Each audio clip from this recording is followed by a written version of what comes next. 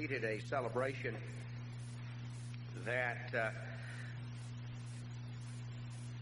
places a focus on some things that it might be well for us to take note concerning these matters. The particular holiday that was celebrated was an occasion known as Purim. Now, Purim is mentioned in the Bible, but it is not one of the festivals that God commanded to be observed in Leviticus chapter 23.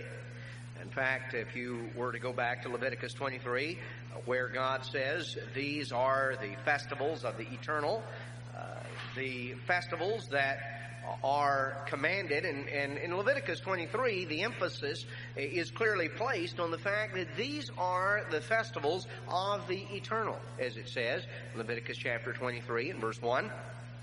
They're not the festivals of Israel, they're not the festivals of the Jews, they're the festivals of the eternal. Even these are my feasts, God says, which you are to proclaim in their seasons. And he goes through with the various holy convocations, the various festival occasions that he commanded through Moses to the people of Israel and to his people. And they're labeled distinctly as his festivals. They are the occasions that we see Jesus Christ in the New Testament church keeping as we go through the Gospels and the book of Acts. We see various allusions to the Passover and the days of unleavened bread and Pentecost and the Feast of Tabernacles and various of these things all mentioned in the Gospel accounts, mentioned in the book of Acts. Paul's desire to be at Jerusalem in time for various of these festivals. However, in the holiday that was celebrated this past week in the Jewish community, it's a holiday of which we do not take particular note in the church. There is no biblical command that tells us it is a festival of God, but it is a festival that is instituted in the pages of the Bible. Attention is called to it in a book, a little small book, the book of Esther. And in the book of Esther, we find that in Esther chapter 9,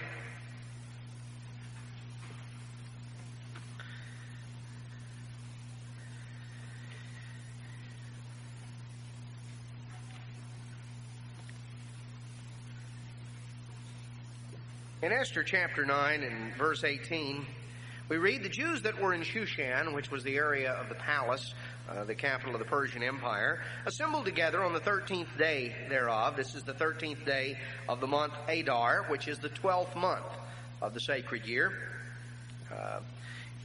They assembled on the 13th day thereof, and on the 14th day thereof, and on the 15th of the same they rested and made it a day of feasting and gladness.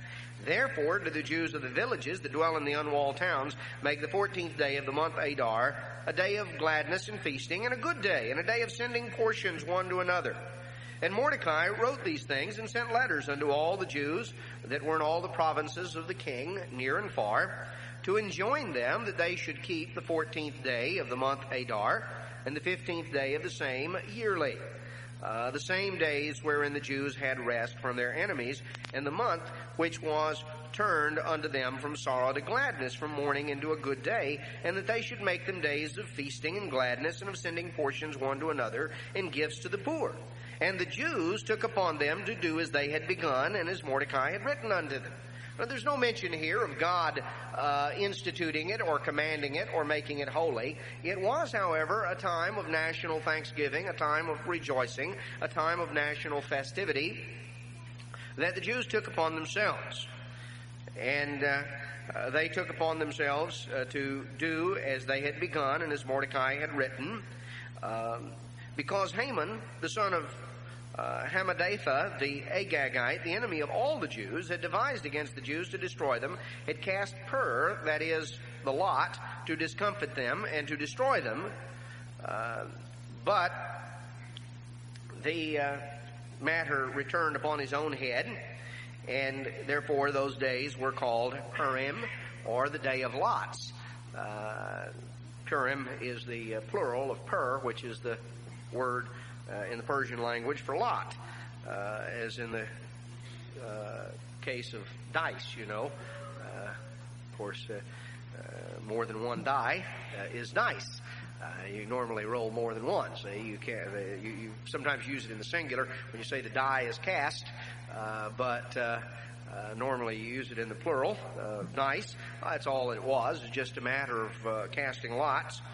And these days were called Purim, after the name of Pur. And therefore, because of all the words of this letter, and of that which had been seen concerning this matter, and that which had come unto them, the Jews ordained and took upon them and upon their seed and upon all such as joined themselves unto them, so it should not fail that they should keep these 2 days according to the writing thereof and according to the appointed time thereof every year. And this was a memorial.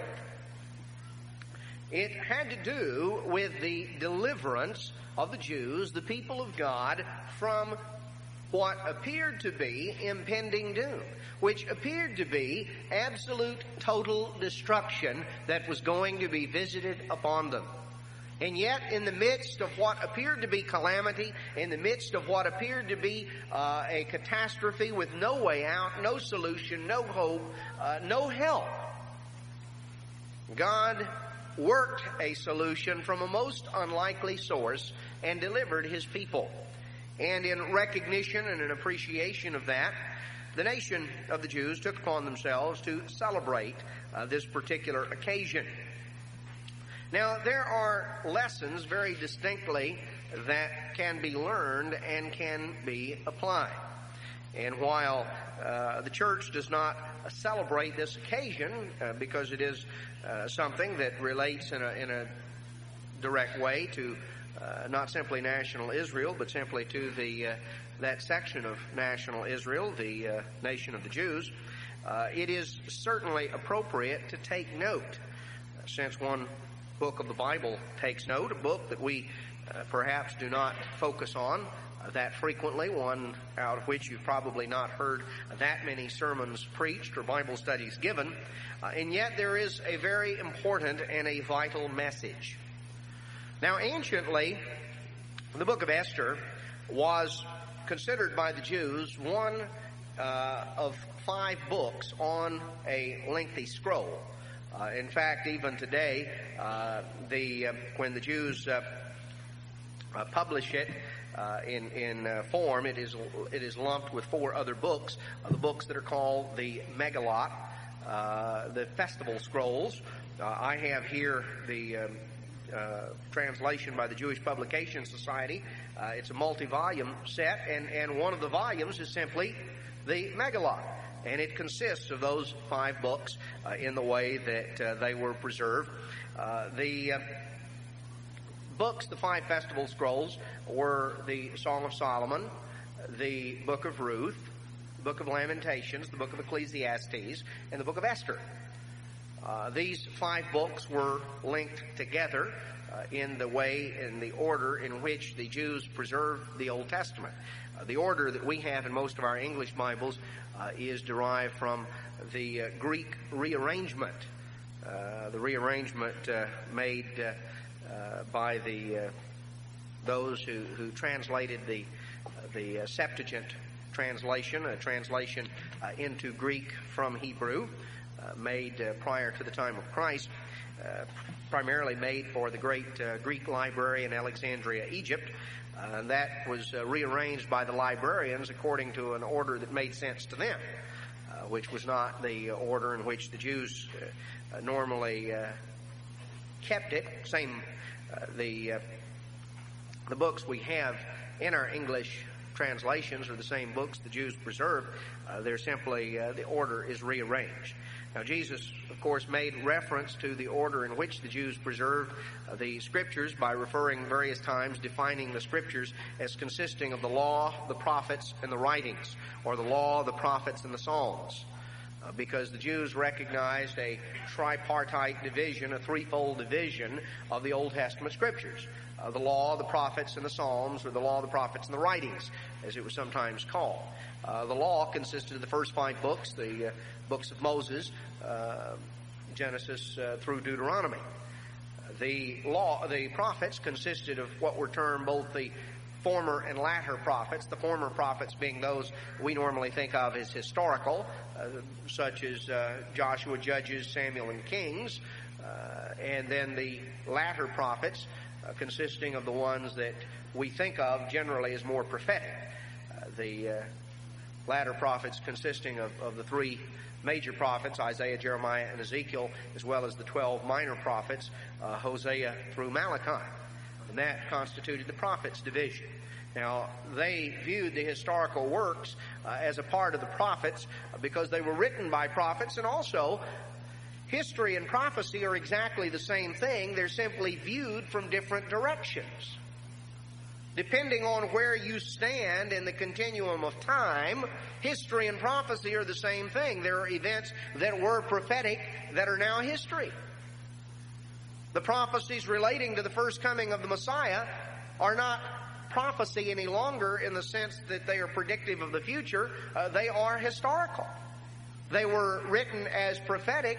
Now we look back on the fact that those prophecies have been fulfilled. There are many other prophecies that are yet to be fulfilled, but as we proceed on in the time when Jesus Christ returns, the millennium begins to take place, we will look back on many of the events that right now we look upon as prophetic and recognize that it is historical. You know, for many years, Mr. Armstrong talked about the fact that Germany would be reunited. That was a statement with prophetic implications when he made it in the 50s and the 60s and the 70s. It no longer requires any prophetic insight to make that statement. When he made the statement in the aftermath of World War II, when he made the statement as it is back in 1953 and 1954, plain truth, when he made the statement through the 50s and the 60s, it required prophetic insight. It no longer does. It's a matter of history. It has occurred. So history and prophecy are the same thing, just simply seen from different perspectives from the standpoint of time. The final division, the third division, the writings or the Psalms, consisted, sometimes called the Psalms because the Psalms was the longest and the dominant book of that section, and consisted of Psalms as well as Proverbs and Job. The 5 festival scrolls, Song of Solomon, Ruth, Lamentations, Ecclesiastes, and Esther, and then it concluded with the books of Daniel, Ezra, Nehemiah, and Chronicles. Now, these 5 festival scrolls, each of those scrolls, they were small, short books. They were on one long scroll. They were kept together, and they were read every year, annually, in the synagogue on a certain occasion. The Song of Solomon was read at the time of the Days of Unleavened Bread. The Passover season, normally read on the Sabbath during the Days of Unleavened Bread. The book of Ruth was read at Pentecost. Lamentations was read on a national fast day that the Jews observed in the summer months, the 5th month of the year, which would correspond with about our July, August. It was the anniversary of the destruction of the temple. They read that lament that was prophesied of that event on the 9th of Ab, the 5th month. The book of Ecclesiastes was read at the Feast of Tabernacles, and the book of Esther was read at this occasion, Purim. Now, these books each had emphasis, even in terms of God's plan, and corresponded with certain things. The Jews recognized these 5 festival scrolls, and they drew an analogy or a comparison to the 5 books of the law, Genesis, Exodus, Leviticus, Numbers, and Deuteronomy.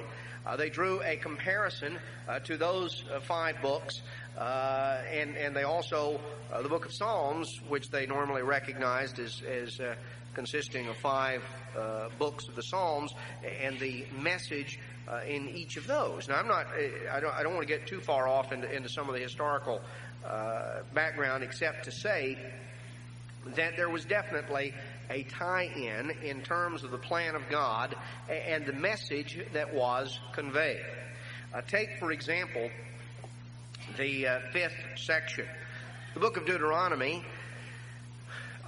which was the 5th of the books of Moses, the fifth book of the law.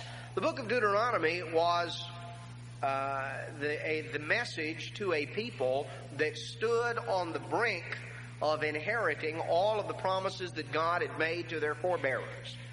It was made to a people who stood on the banks of the Jordan River and looked over into the promised land. It was made to a people that stood on the brink of inheriting the promises. A people who had been delivered and whose deliverance was now about to be finally fulfilled, in the sense that they were to have completed the transition from slavery through deliverance to inheritors. If you were to go through the 5th section or book of the Psalms, you would find that the emphasis of that final section of the Psalms focuses in on praise and celebration and rejoicing that is the prelude to the fact of the saints of the Most High inheriting the kingdom forever. The book of Esther focuses in on deliverance. It is a celebration of the deliverance by God of His people. It is a celebration of deliverance. And it is important that we should take note and understand that message. That we should understand the message that God is the deliverer of His people. And in the most trying and difficult of circumstances, in the most unlikely set of events, God is there. Now, one thing that stands out in the book of Esther that makes it unique among all books of the Bible is the book of Esther is the only book in the Bible where the name of God is not mentioned. Now, you might want to go through there sometime and just look, but you'll find that the name of God is not mentioned in the book of Esther, and that may strike you as rather strange. In fact, in some cases, it seems that a certain amount of trouble was gone to avoid mentioning the name of God. Now, why would a book of the Bible be written that does not directly mention the name of God? Well, maybe several reasons. Certainly one aspect of it is that the festival that was ordained in the book of Esther was not to be considered as a holy day ordained by God. And so it is very clearly, the point is very clearly made in there that Purim, which is instituted in the book of Esther, is instituted on the basis of human authority. It was not wrong. It was on the basis of human authority, though, and it was not of divine origin. It was not based upon divine commandment, so as to avoid that confusion. You see, it is on that basis, by the way, that we would understand that national holidays, such as Thanksgiving Day or other national occasions of festivity, are not inherently wrong for Christians to take note of and to observe. There's nothing wrong with that. They're not to be regarded as having divine sanction or origin. But if there is not a pagan connotation to it, if it does not reflect something that the Bible discourages, or the Bible only mentions or discusses in a negative light, then there's certainly nothing wrong with it. Many holidays and festivals that are commonly observed in our society are occasions that trace back to ancient pagan festivals. And even though most people may not be entirely aware of it, and those that are don't care, or say, well, that's not why we do it. That's the catch-all. That's not why we do it. No, they do it just to be like everybody else. But that is not something that, that apart, something of a pagan origin is different. But there are other occasions that are simply the celebration of national events, such as a national day of Thanksgiving or a day in celebration of national independence, such as the 4th of July. An occasion of that sort is not wrong to take appropriate notice of. But, and that's one of the things that we would deduce from the book of Esther and the celebration of Purim. However, though the name of God is not mentioned in the book of Esther, perhaps the 121st Psalm best describes the emphasis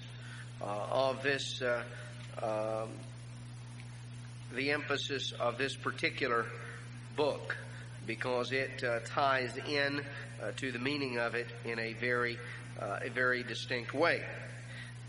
This, of course, is a part. The 5th book of the Psalms, by the way, begins with Psalm 107 through to the end of the book. So Psalm 121 is a part of that section, and in many ways sums up the emphasis and the meaning of the book of Esther.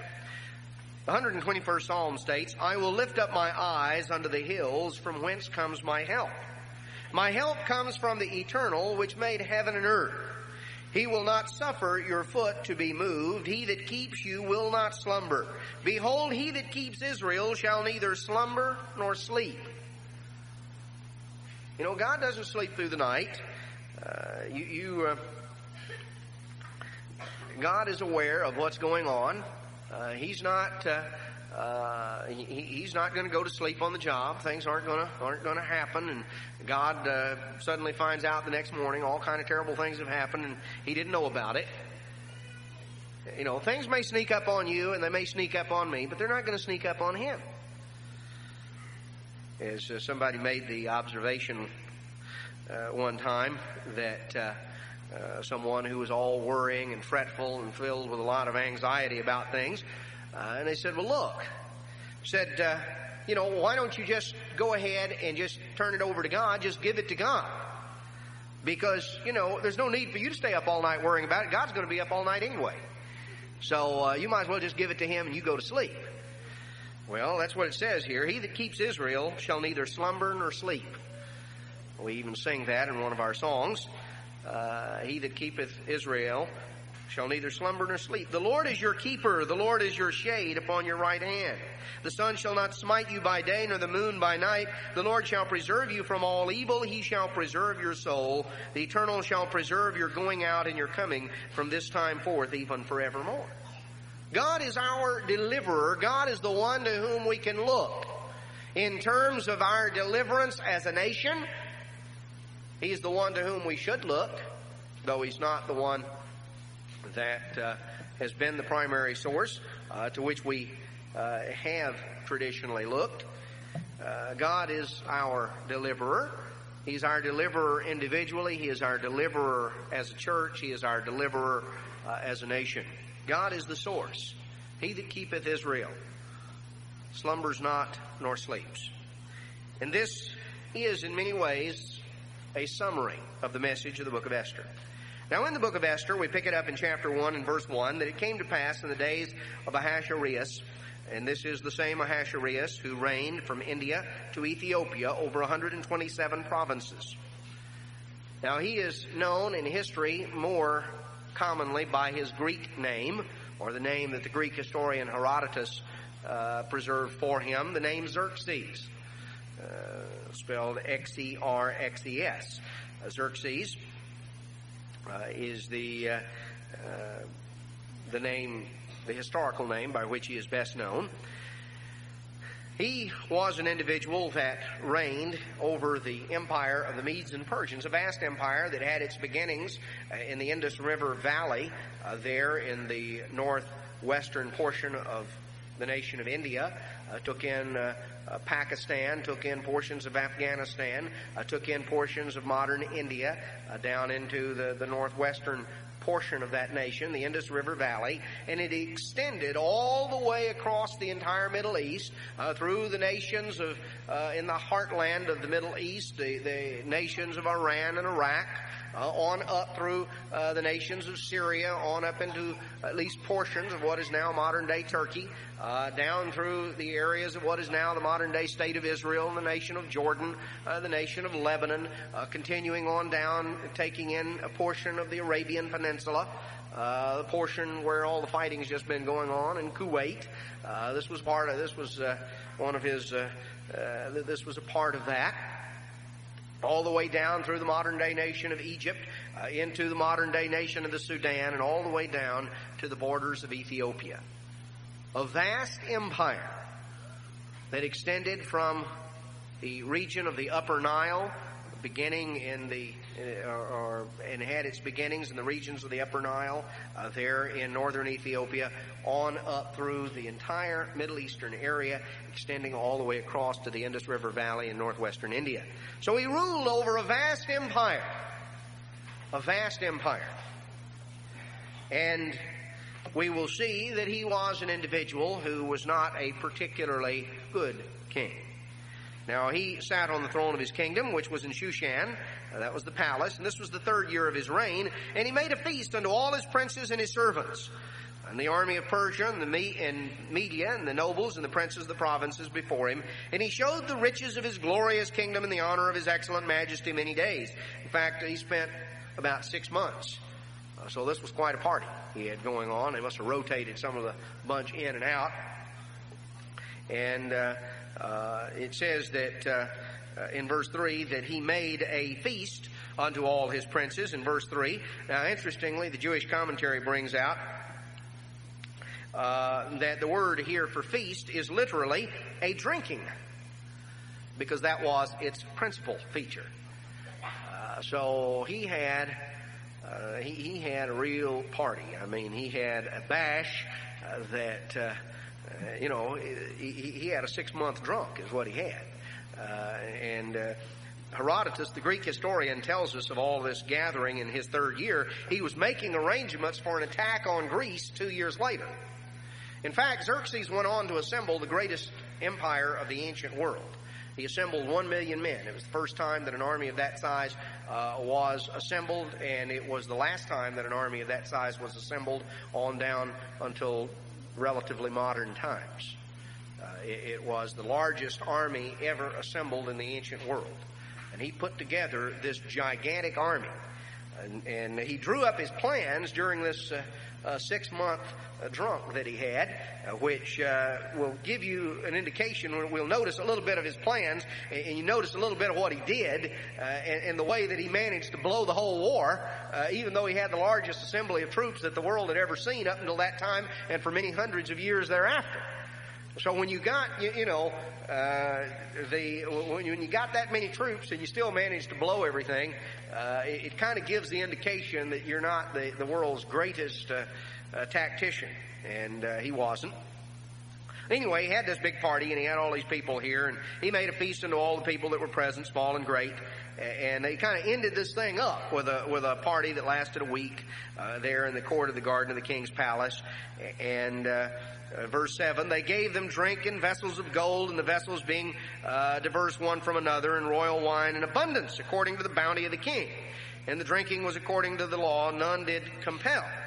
In other words, they weren't all just having to drink toast, when they where they drank in unison. They were just pouring the wine. They could drink any time. They could just keep guzzling it down. There was not it was not synchronized, but rather it was just that they were just going to it. So this was appointed that they should do according to each man's pleasure. And Vashti, the queen, made a feast for the women in the royal house. And on the 7th day, when the heart of the king was merry with wine. In other words, he had really tied one on by this time, because he'd been at it for 7 days, and so he was in good shape. In fact, the Greeks made the statement, even the the Greeks were impressed by the amount of liquor that the Persians could consume, to the point that the Greeks said that the Persians didn't that if the Persians considered it that if they could still walk, if they could walk out when they finished one of these things as opposed to being carried out, that they hadn't really had a party. So you didn't want to have one of these things where you were still able to motivate out under your own power. So this is kind of gives you the flavor of what was going on. So in the midst of all this, he thought he had a great idea. He wanted the queen, Vashti, to come in wearing the crown. Now, the Jewish commentators have understood that what was meant. The statement is a little bit ambiguous. Verse 11 says to bring Vashti the queen before the king with a crown royal, to show the peoples and the princes her beauty. Now, the Jewish commentators have traditionally understood this to be with only the crown royal. This would perhaps give the reason as to why she said, no, I'm not coming in there. Well, anyway, he got all upset in verse 12. He was, he was really mad. This really upset him, and his anger burned in him. And so the king said to the wise men who knew the times, these were astrologers, this was the king's manner toward all that knew law and judgment. And it names off these individuals. So when he had a problem, he went to the witch doctor or the astrologer. He consulted these fellows. These were the ones that he listened to, and says, what should I do? Well, they were probably about as well lubricated as he was by this time. And they decided that this was a horrible thing, that she had done wrong not only to the king, but to all the princes. That this was an insult to all of them, and that she needed to be made an example of. And word was going to get out. And so they proceeded to come up with an explanation of something that would somehow cast a sort of the light of public policy on things.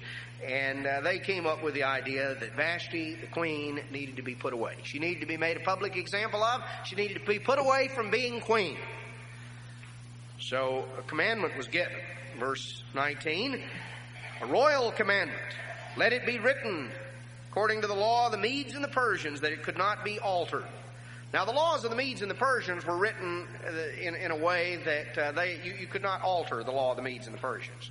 Now, that was based on the premise that the king was always right. And since the king was always right, if he made a law, then you couldn't repeal the law, because to repeal the law was to say the king had been wrong. And since the king was always right, then obviously, once it was the law, it was the law. Now, the Medes and the Persians got themselves in a lot of trouble with this because, needless to say, the king was not always right. In fact, he was probably wrong more than he was right. But the Medes and the Persians were not big on making a change. And as a result, their empire did not just survive and thrive real well. Interestingly enough, Saddam Hussein, of course, comes from that region of the world and that particular tradition. Cast himself in the light of as the successor of Nebuchadnezzar. In fact, you may not be aware of that, but he had big billboards put up in Baghdad back before all the war broke out, calling himself the successor of Nebuchadnezzar the Great. And he had pictures of Nebuchadnezzar and pictures of himself, and he was the successor of Nebuchadnezzar and the restorer of Babylon, and he gave himself just lengthy, long titles. It might have done him well to have read the book of Daniel and to have read, as Paul Harvey would say, the rest of the story, because you know what happened to Nebuchadnezzar. And the lesson that God told Nebuchadnezzar was, all that walk in pride he is able to abase. And that was the lesson. Nebuchadnezzar learned the lesson, but none of his successors ever seemed to have. They never read the rest of the story. They only read the first part of the book, thought it sounded pretty good, closed it up, and went their way and tried to go and do likewise.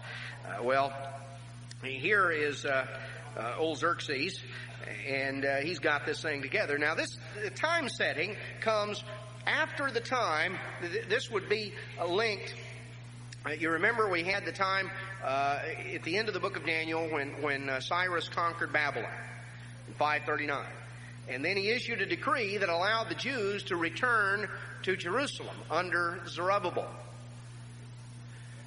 We come on forward, we come on through a period of about 20 years of rebuilding the temple, and then there is sort of a blank, and we don't pick up the story again for about 60 years until the time of Artaxerxes, down in the time of Ezra and Nehemiah. And there's a sort of a 60-year blank if you carefully go through the book of Ezra that opens with the story of Zerubbabel in the time of Cyrus, and then kind of skips over a period, just sort of tells you the story down through the end of Zerubbabel's period of the work that God did through him, then kind of picks up the story again about 60 years later in the reign of King Artaxerxes when in 457 BC when Ezra came back. Now, the book of Esther really occupies the period of time in the middle. Historically, it would set in kind of the middle of that time.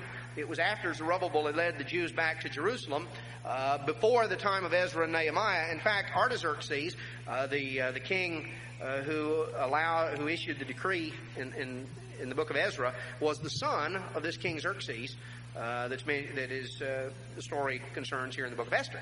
And this book focuses not on what the people of God were doing back in Judea and in Jerusalem, but what those who had remained behind in captivity, what was happening to them. Well, the continuation of it, the law of the Medes and Persians was invoked. King made a decree that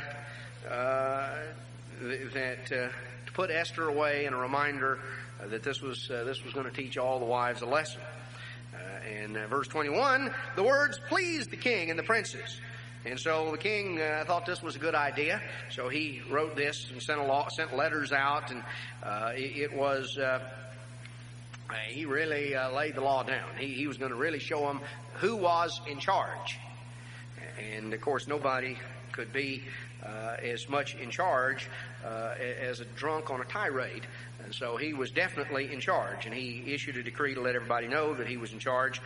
And so chapter 2 shows what happened after things had kind of worn off. See, the wine had kind of worn off, and a little while went by, and the wrath of the king was assuaged, and he remembered Vashti. Then he began to have remorse. You know, never so much remorse as the morning after the night before. So now he began to feel bad. And then the king's servants began to get a little antsy. They began to get nervous because they were afraid he was going to remember who talked them into getting rid of her. Because, see, they had given him the great advice, get rid of her, make a public example out of her. You know, fire her from being king, from being queen, divorce her. So then they began to get a little nervous for fear he was going to get mad at them because he was going to get lonely and wish that he had her back. And then it was going to look bad. See, if the king called her back after he had gotten rid of her and they talked him into making it a matter of law, the law of the Medes and the Persians and all of this, see, well, he couldn't back down from it. But he could chop their heads off for having, talked him into doing something he regretted that he did. So then they had to come up with a new idea. And they said, well, King, we got just what you need. What we need to do is find a new wife for you. We're going to have a beauty pageant. And we're going to find the best girls in the whole empire. We're going to gather these together and we're going to let you pick. And so the king seemed to think this was a pretty good idea. He liked this. And so they started gathering these things together. Gathering all these together. Now we're told in verse 5 of chapter 2 that there was a Jew in Shushan whose name was Mordecai, and he was of the family, he was a descendant of Benjamin. He was a Benjamite. And his family had been carried away from Jerusalem with the captives that had been carried away with Jeconiah, the king of Judah, whom Nebuchadnezzar, the king of Babylon, had carried away. And he had brought up Hadassah, which is Esther. Esther is the name by which she is best known. Hadassah was her Hebrew name. She was his first cousin, his uncle's daughter, but there was evidently a considerable disparity of age. And so in reality, though she was his first cousin, she was really more like a daughter to him. Her parents had died, and he had brought her up. She was a very beautiful girl, and he had raised her up as his own daughter. And the king's commandment was published, and Esther was conscripted by the Persian soldiers and taken into custody to the king's house. They didn't ask for volunteers. They just kind of got who they wanted. And so they grabbed Esther and took her away to the king's house, to the custody of Haggai, the keeper of the women. And so anyway, Esther was there. And we're told that Esther did not make known her people or her kindred. Mordecai had suggested she not do that. This perhaps would have enabled her to have... sometimes it's easier to do the things you need to do if you do them quietly and do not call undue attention to yourself. Mordecai had evidently given Esther some advice when there was no way he could keep her from being taken away, and he suggested that she not call attention to herself and to her religion and to her origin, and this would perhaps enable her to quietly observe the things that she needed to do and not to call undue attention to herself. And of course, Mordecai was very concerned, and he walked every day before the court of the women's house to know how Esther did and what would become of her. And in that way, she could perhaps send a message to him or get word out. And there was a time that passed. Now, in the meantime, Xerxes had in the meantime gotten together his army, and he had gone on this campaign to Greece. And he got this 1 million man army, and they they marched across what is today the modern day nation of Turkey, the Asia Minor Peninsula, had marched across, and he was going to build a pontoon bridge and cross the Hellespont, the area there of the Dardanelles, that little strip of water, strait of water that separates Asia from Europe, separates Turkey from Greece in terms of modern geography. He was going to invade the Greeks and teach them a lesson. So he got the idea that what he was going to do, how was he going to get this vast army across? Well, he was going to line up boats. And he was going to kind of lash them together and make sort of like a giant pontoon bridge and march his troops over this. Well, he got everything all lined up, and it wasn't a very feasible idea. The weather and the turbulence of the water there was such that it didn't work. His boats began to blow apart and troops drowned, and I don't know what all happened, and he wound up with a real fiasco on his hands. So he got in such a rage about it that he had that he lined up some of his soldiers, and he was going to have them take their whips and scourge the sea, give the sea 100 lashes. He was that was certainly going to solve the problem. Anyway, evidently somewhere along the line, his advisors must have figured, if we don't get this guy back to the harem and give him something else to occupy his mind, we're not going to have any army left, we're not going to have any nation left, he's about to blow the whole thing. So they said, look, King, we can handle this. What really requires your attention is this beauty contest we're having back here in Shushan. You better get back and supervise that because we got something really important. These trivial things, this army and all of this, you let us take care of that. You go back and take care of the important matters. So anyway, they got him back there, and we go through the story of the women being brought in before the king. And normally, he was going to pick the one that he wanted. And he was taking each one in their turn. Now, in verse 15 of chapter 2, when the turn of Esther, the daughter of Abihail, the uncle of Mordecai, when she was come into the king, she, instead of trusting to her own judgment as to the way to do it, she asked the advice of the king's chamberlain. She was one who was not haughty and not proud. She asked some advice. She said, what would you suggest? And he, of course, knew what would be the best and told her so. And she obtained favor in the sight of all them that looked upon her.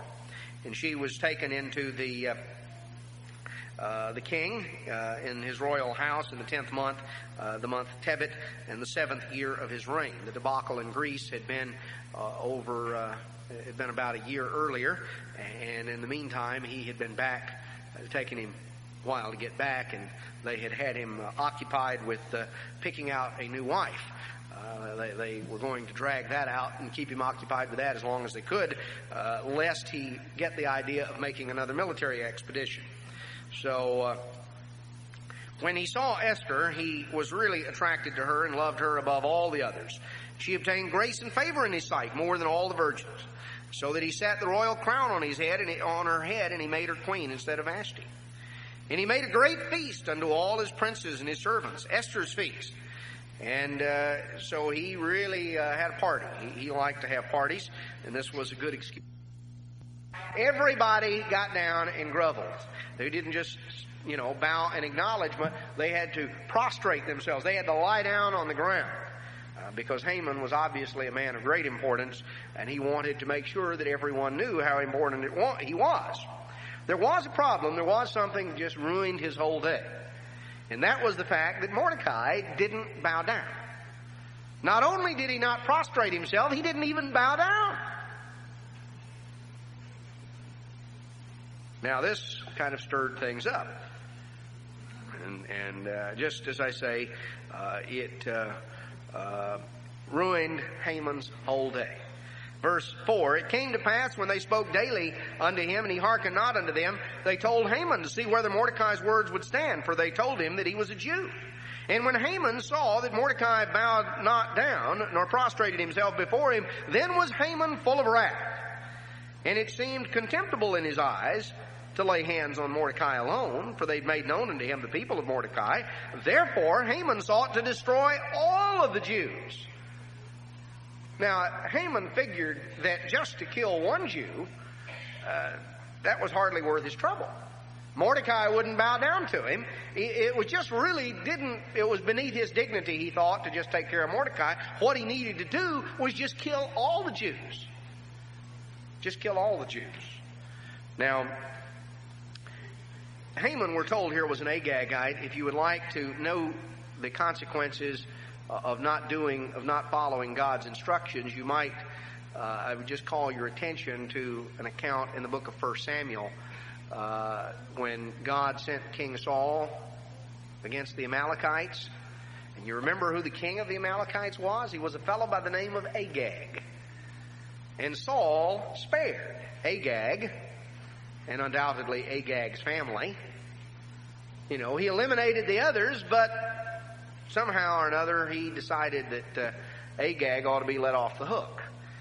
And you can read the account back in 1 Samuel. That's, just one example that anytime people start improving on God's instructions, there can be long-term consequences of very serious nature that are found maybe in some cases centuries on down. Interestingly enough, Mordecai, though evidently not a direct descendant of Saul, was a descendant of the family of Saul. You remember Saul was of the family of Kish. That's who Kish was, the father of King Saul. Mordecai was a descendant of Kish, as is mentioned here in chapter 1 of the book of Esther, of the tribe of Benjamin. So he was of the same general family lineage. Interesting how hundreds and hundreds of years later, about 500 years actually, we come back down and we got the same people dealing with the same thing. This time we have an individual who is more attuned to doing what God said, the way God said to do it. But anyway, Haman comes along here and he decides that it just makes him furious. He just ruins his whole day. It just, like a cloud comes up and just rains on his parade when he comes by, and Mordecai won't bow down to it. So he's going to kill Mordecai and everybody that pertains to Mordecai. Now, this was in the first month, the month Nisan, or the month Abib, in the 12th year of the king.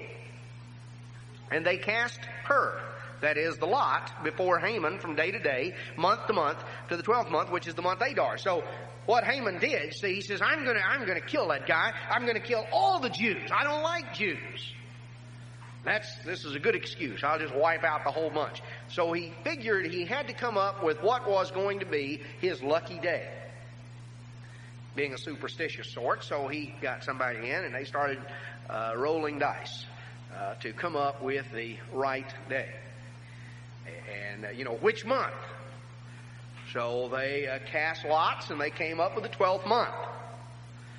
And then he said, all right, we need to cast lots and find out which day of the month.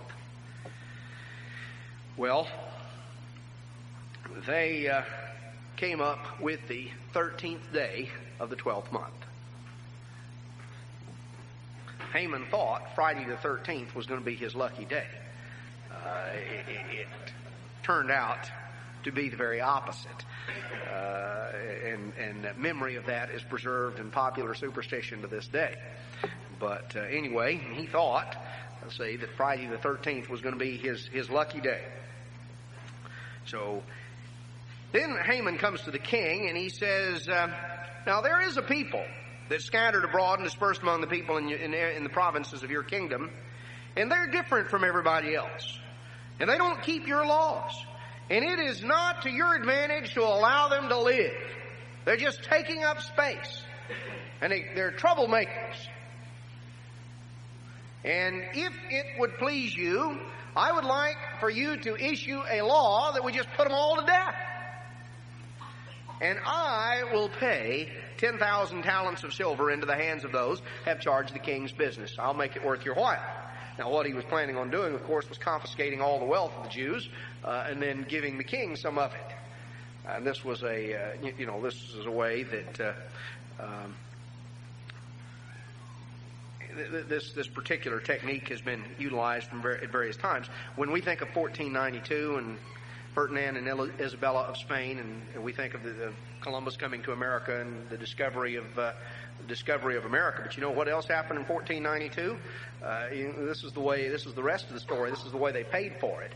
They issued a decree that expelled all the Jews out of Spain and confiscated their property. The 1492 is remembered in the Jewish community as the year that all the Jews were expelled from Spain. There was a very large Jewish community in Spain, and all the Jews were expelled from Spain, and their property was confiscated, all that could be found. And so this was the way the kings had of raising money. So Haman had talked Xerxes into issuing a decree, not simply to expel them, just to kill them. And he says, I'll divvy it up with you. So Xerxes said, this is fine. Took his ring from his hand and gave it to Haman, the Jews' enemy. Now the ring, the signet ring, this was the means by which official documents were sealed and were delineated as from the king. So they were called in on the first month, on the 13th day thereof, and it was written according to all that Haman commanded unto all these people. Word was sent out to the provinces, and it was translated into all these languages, sealed with the king's seal, sent by post, to cause to perish all Jews. Verse 13, both young and old, little children and women in one day, the 13th day of the 12th month, the month Adar, and to take spoil of them for a prey.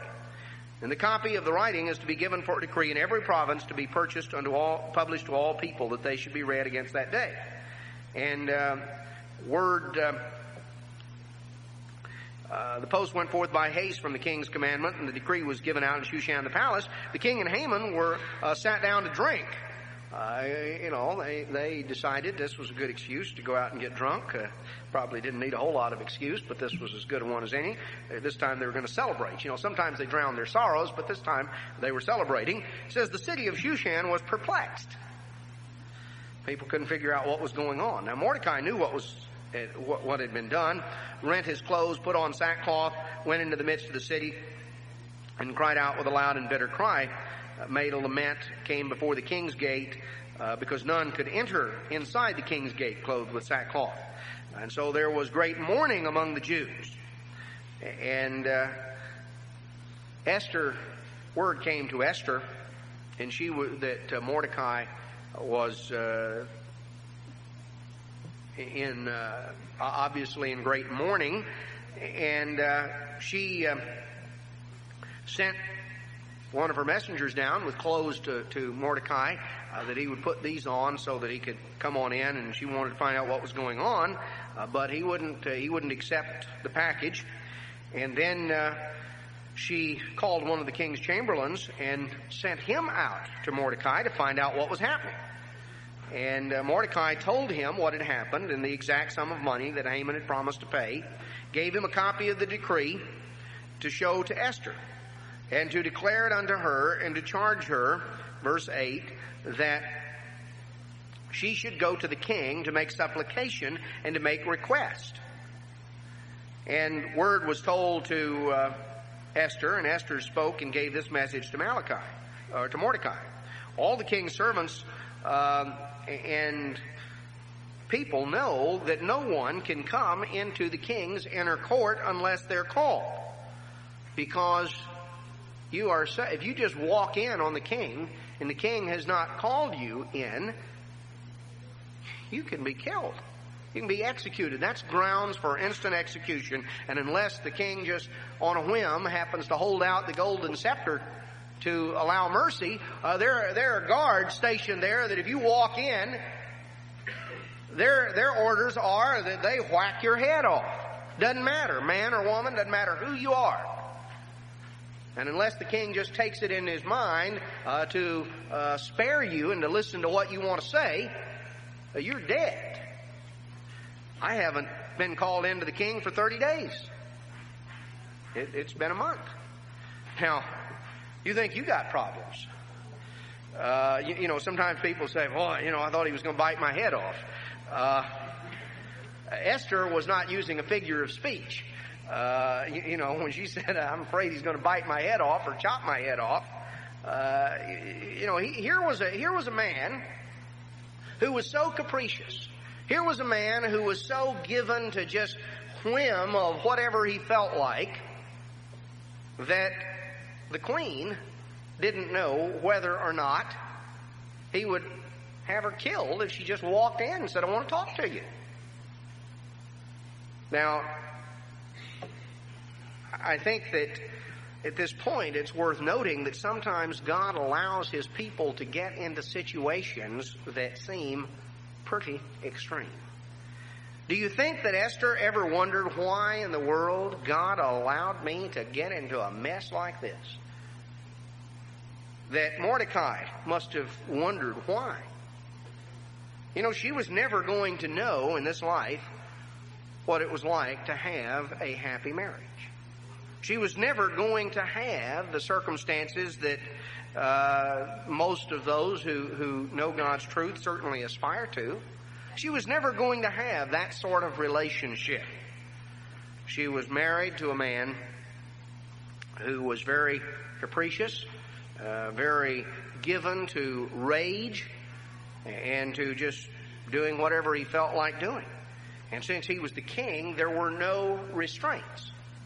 Today there are certainly people who are pretty extreme, but they usually have at least the fear of consequences to kind of keep certain restraints on them.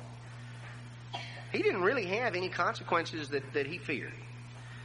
And sometimes God allows His people to fall into circumstances that may seem awfully extreme, and we may think, why? Well, I'm sure that Esther and Mordecai had both spent a lot of time, because now, you see, we're into... what is this? The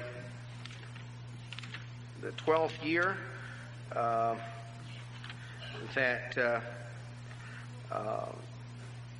This is verse 7, chapter 3 brings out this is the 12th year of the king. So here we are, quite a few years downstream from when all this stuff started back in his third year. So years have gone by, and Esther has been a part of the royal court now for several years, and undoubtedly during that time she must have wondered, Mordecai must have wondered, none of them ever had this in mind when she was a young girl growing up and being taught there in her uncle in her cousin's home. But anyway, now at this point, as the nation was threatened with destruction, Mordecai sent word to her, and he said, I think that it's time for you to go into the king and to make supplication to him on behalf of all of us. Esther said, look, I'm scared to go in there. Why? He could just have me executed on the spot. That's what happens if you just walk in unbidden and unexpected. And I haven't even been called for 30 days. I have no idea how long it's going to be before I'll have a chance to go in. Mordecai sent word back in verse 13, don't think that with yourself you shall escape in the king's house more than all the Jews. For if you altogether hold your peace at this time, then will relief and deliverance arise to the Jews from another place, but you and your father's house will perish. And who knows whether you are not come to the royal estate for such a time as this. So Mordecai sent her back a strong message, and he said, look, you're afraid for your life. What about all the rest of us? Don't think that you can safely escape because you are the king's wife, and that somehow you will be protected because of your place and your position, that this will guarantee your safety. Maybe the very reason God has allowed you to come to this spot, because, we wondered why you and why this circumstance. Maybe the very reason God has allowed you to come to this spot is for this very purpose. Now, if you don't rise to the occasion and step out in boldness and in courage and in faith and do the thing that is required, God will deliver His people. But there are going to be serious consequences for you. There's no way we can do an end run around God. There's no way that we can avoid the responsibility. If God puts us in a circumstance, if God puts us in a circumstance and a responsibility devolves upon us, there's no way we can avoid that responsibility and be guiltless. We never know exactly what plan God may have for our lives. But if God places us in the right place at the right time, we have a responsibility to rise to the occasion. Mordecai reminded Esther of that. And she said, all right, you go and gather together all the Jews present in Shushan, and you fast with me. Eat nor drink 3 days, night nor day. And I and my maidens will fast also. And then I will go in unto the king, which is not according to the law, and if I perish, I perish. Again, just call your attention just from the standpoint of marriage. Things were so bad that she had to spend 3 days fasting and praying to even walk in and say hello. To build up, to get the courage and the faith to even walk in to the room where he was. So that's pretty bad. Most of us who have our difficulties don't really have it quite that bad. But anyway, this was the circumstance. And this was her attitude, and Mordecai did what she said. And also the Jewish community in Shushan spent 3 days fasting and prayer. And on the third day, Esther put on her royal apparel, stood in the inner court of the king's house, and the king sat on the royal throne over against the entrance of the house. And it was so, when the king saw Esther the queen standing in the court, she obtained favor in his sight, and he held out the golden scepter. So the mood just struck him right. Now, why did the mood strike him right? Well, God saw to that. But see, they had gone to God in prayer and in fasting for 3 days. Recognizing that success, we have our part to play, but it is God who disposes the outcome. And we don't just kind of leave God out of the picture. So Esther drew near and touched the top of the scepter, and the king said to her, what do you want? I'll give you whatever you want, even to the half of my kingdom. Now, you see, when he was in a good mood, he was in a very good mood. And when he was in a bad mood, he was in a very bad mood. And she said, really what I would like is I would like for you and Haman to come to a banquet that I've prepared. I would like to invite you to my apartment for lunch. I'd like to invite you and Haman. Well, the king said, cause Haman to make haste, that it may be done as Esther has said. So Esther and the king and Haman came to the banquet. And at the banquet, the king knew that Esther must have something else in mind, because she didn't risk walking in on him and risk her life just to invite him to lunch. So even he was bright enough to figure out there must be something else. He wasn't real swift on the uptake, but a few things he was able to figure out.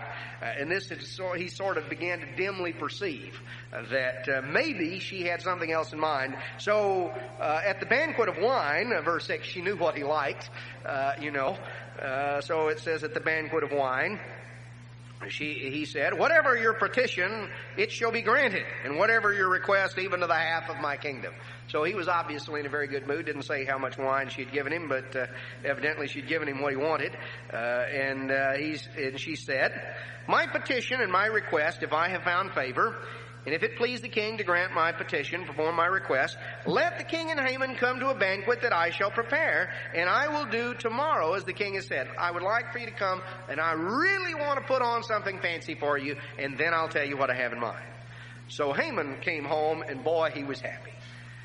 He was joyful and glad of heart. But when he saw Mordecai in the king's gate, who didn't stand up or move, Haman was filled with wrath. So Haman came out and he was all happy. Saw Mordecai, just reigned over his whole parade. Just spoiled his whole day. But nevertheless, Haman refrained himself. He thought, yeah, boy, I'm going to get that guy.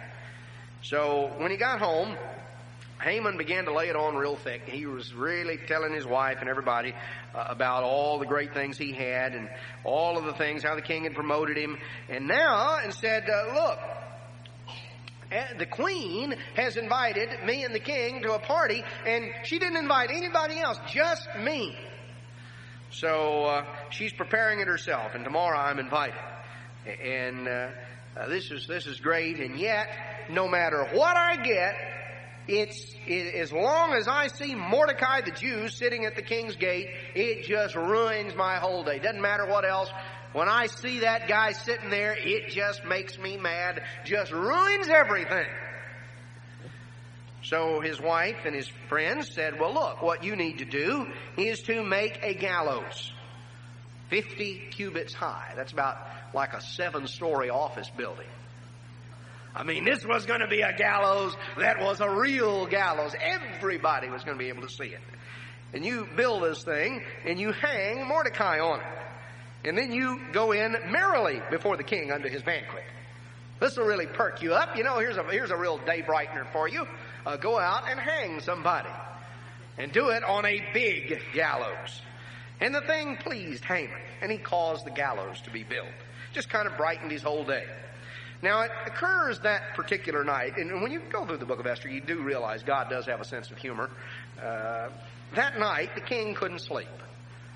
Doesn't say why, maybe the mixture he had at lunch that day or something. But anyway, he was tossing and turning and he couldn't sleep. And so he wanted to be read to. He figured that if anything had put him to sleep, the book of the record of the Chronicles would do it. That was about as boring as he could think of. And so he figured he would have them read to him and this would put him to sleep. So they opened up and began to drone on. And about that time, they got to the part where Mordecai had saved the king's life by revealing the plot against him by the king's chamberlains. And the king said, what did we ever do for that guy, by the way? I'd forgotten all about that. What did we ever do for him? And the servant said, well, you never did anything, actually. This had been several years before. He had never gotten around to giving any sort of recognition to the man that had saved his life. So you get the idea that he was really one who attended to business. But anyway, he said, oh, never did anything, huh? Well, just about this time, he heard somebody knocking on the door, and they said, who is it? And Haman had come into the outer court of the king's house to speak to the king, because what he wanted to do was get the king's permission to build a big gallows outside the palace and to hang Mordecai. This was not the ideal time to come up with a request like that. So the king's servant said, well, Haman is out there. He was wanting to get in to see you. And the king said, well, tell him to come on in. Haman came in, and the king said, I want to ask your advice, Haman. I have in mind to honor somebody. I want to do something special for somebody. Do you have any suggestions as to something you think would be nice? Well, now, Haman immediately jumped to a conclusion. In fact, he didn't just jump, he leaped. He thought, now, who would the king have in mind? I can't think of anybody the king would rather honor than me. So what I better do is really come up with a great idea. And I mean really lay it on thick. And, what would I like? So Haman says, what I think would be nice? He says, I think that the royal robe that the king wears ought to be brought and given to this man. And the king's horse that he normally rides ought to be brought. This man ought to be arrayed in royal garments and put on the royal horse. And in the hand of one of the king's most noble princes ought to lead this horse through the streets with this man sitting on it, announcing that this is the man in whom the king delights to honor. And to make this proclamation as they go through the street. And the king said, well, Haman, that's a pretty good idea. I hadn't really thought of anything quite that fancy, but, since you suggest it and everything, I think we'll do that. I'll tell you what, you hurry up and you take the apparel and the horse and everything you said, and this you go do to Mordecai the Jew, the one that sits there in the king's gate. And you do everything just the way you said it.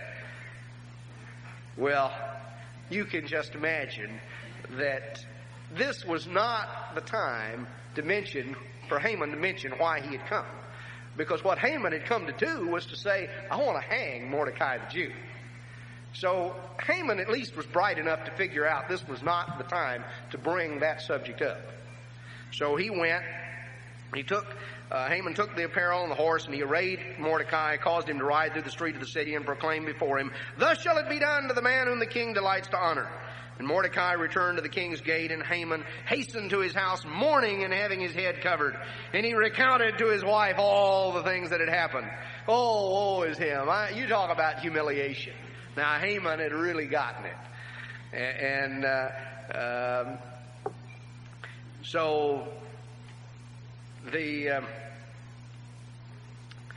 Haman was really upset. He just couldn't figure out what had happened. Well, in the meantime, Haman and the king came to the banquet before Esther. And the king said to Esther in the second day of the banquet, chapter 7, verse 2, what is it that you want? And the queen said, if I have found favor in your sight, O king, and if it please you, please don't kill me. That's what I want. I want my life. And the king said, well, who in the world is going to harm you? You're my wife. Why, you don't have to plead for your life. And Esther said, I would like my life to be spared and the life of my people, because we're sold, I and my people, to be destroyed, to be slain and to perish. If we were just being sold into slavery, I would have kept quiet, but I don't want... we're all slated to be killed. I'm slated to be killed along with all my people. Well, the king was outraged. He says, somebody's going to kill you and going to kill your relatives and your family? Who is it? Where is he? Right over there. Haman. Then we're told, she said, that enemy, even this wicked Haman. Well, Haman was terrified. All of a sudden, his plot had come out not in quite the way he wanted. Well, the king arose in wrath from the banquet of wine, and he went into the palace garden. And Haman remained to make request for his wife to Esther the queen. For he saw that there was evil determined against him by the king. I mean, this guy was not, he could figure a few things out, and he was able to figure out that he was in trouble. So he was pretty smart. Well, the king came back in, and Haman was fallen upon the couch where the queen was. She was sitting down, and Haman was fallen on the couch, and the king said, what are you going to do? You're going to force the queen right here before me in the house? And word went out from the king's mouth. All they had to do, they just covered Haman's face and went hauling him out. They knew what was going to happen. Well, then one of the chamberlains, who decided this was his opportunity to get in good with the king, said, King, have you noticed that big gallows they're building out there? You notice the gallows they're building in the street? Do you know who Haman is building that for? King, no, I don't know. He's planning on hanging Mordecai the Jew. You remember the guy that saved your life? This guy was going to hang him. So the king said, hang Haman on it. So they hanged Haman on the gallows he had prepared for Mordecai, and then was the king's wrath assuaged. Well, then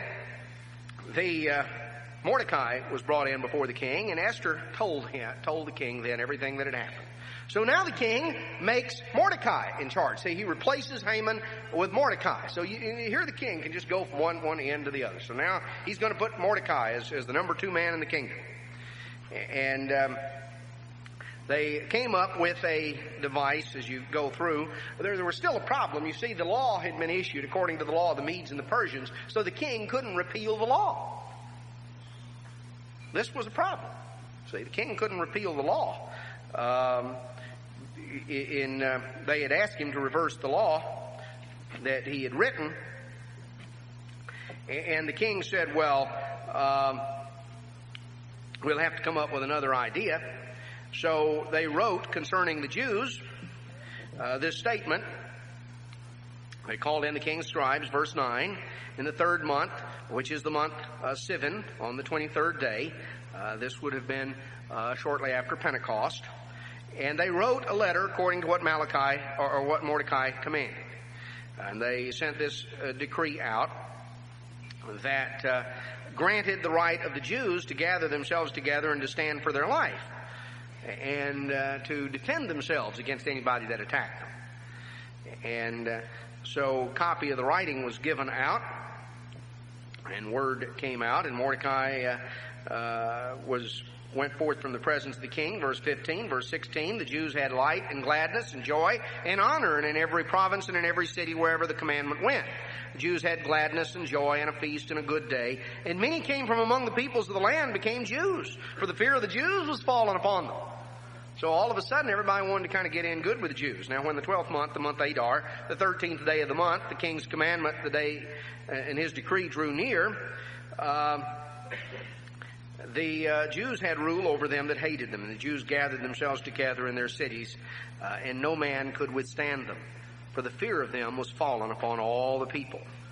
And the princes of the provinces helped the Jews, because the fear of Mordecai was fallen upon them. Now, they knew what to be scared of.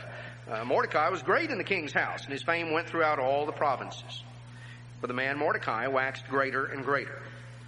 And we find God's deliverance